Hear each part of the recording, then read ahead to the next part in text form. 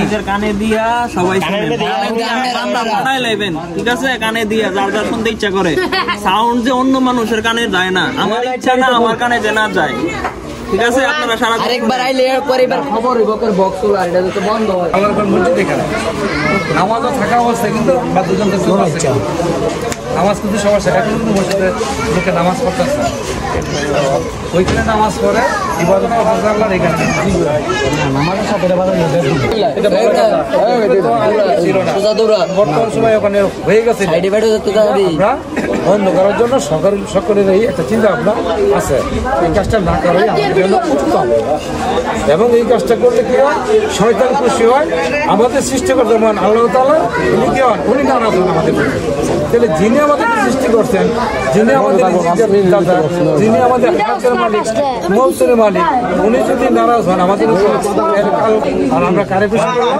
শয়তানকে খুশি।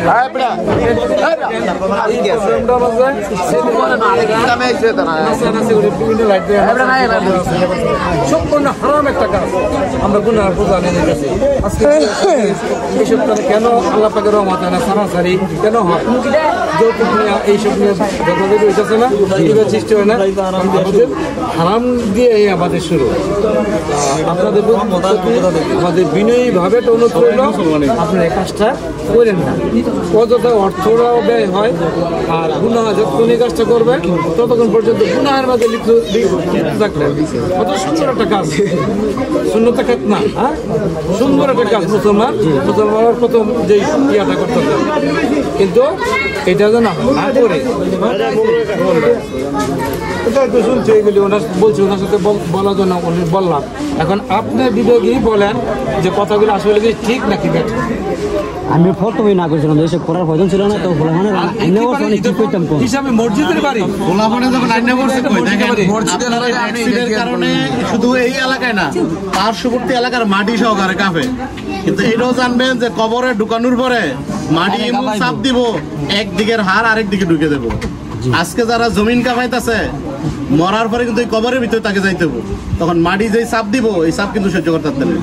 এখন দেখেন মাটি কাঁপাইবে নাকি কবরের চিন্তা করবেন। আচ্ছা হুজুর, আমি একটা কথা বলি, আমি যতটুকু টাকা দিয়ে আনছেন, টাকা দিয়ে গুনাহ করা কি এটা কি ভালো কাজ? আমি যেটা ইমামদের মুখ থেকে শুনছি, আমি যদি মাটির উপর দিয়ে বা দেরি করে হাঁটি, ওই দিন ওই পর্যন্ত মাটি আমার অপেক্ষা করে, ওই কবরে যাওয়া পর্যন্ত মাটিটা আমার অপেক্ষা করে। যে আমার উপরে বা দেরি করে হাঁটি আর যত বাদ্যযন্ত্র।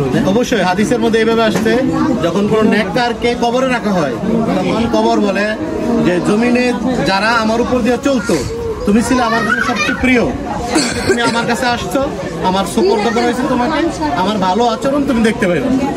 আর বদকারকে যখন রাখা হয়, যে বদকার গুনার কাজ যারা করে, আচ্ছা আপনি বলেন এই ট্যাক্সি কি গুনার কাজ নাকি নেকের কাজ?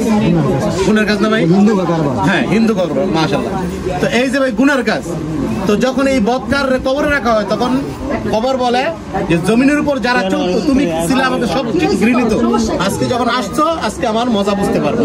তখনই তাকে দুই দিক থেকে এমন চাপ দেওয়া হয়, আল্লাহ নবী উদাহরণ দিয়ে বুঝেছে, এক হাতের আঙ্গুল আর এক হাতের আঙ্গুলের ভিতরে ঢুকায়া, বুকের যে হাড়গুলো আছে সাতনা, একটার ভিতরে আর একটার উপর ঢুকে যায়, এরকম চাপ দিবে।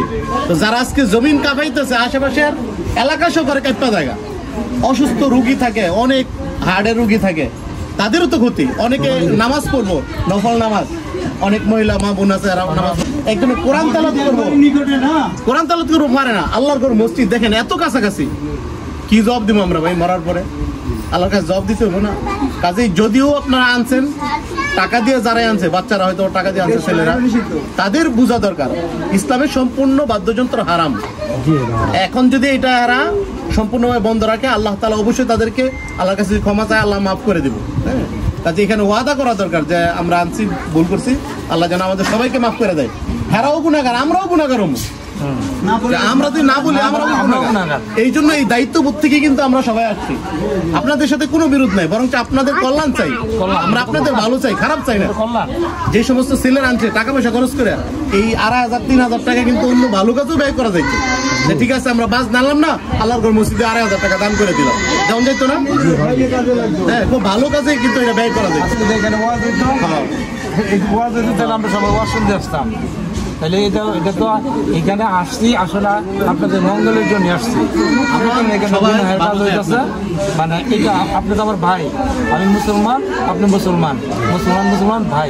আমার একটা ভাই সে এখানে গুনাহের কাজে লিপ্ত, আমি এখানে যাবো না এবং তাকে বলবো না, এটা কিন্তু ঠিক না। তাহলে আমারও কিন্তু জবাব দিতে আছে, একদম বন্ধ থাকবে। কেন তাকে বলবো?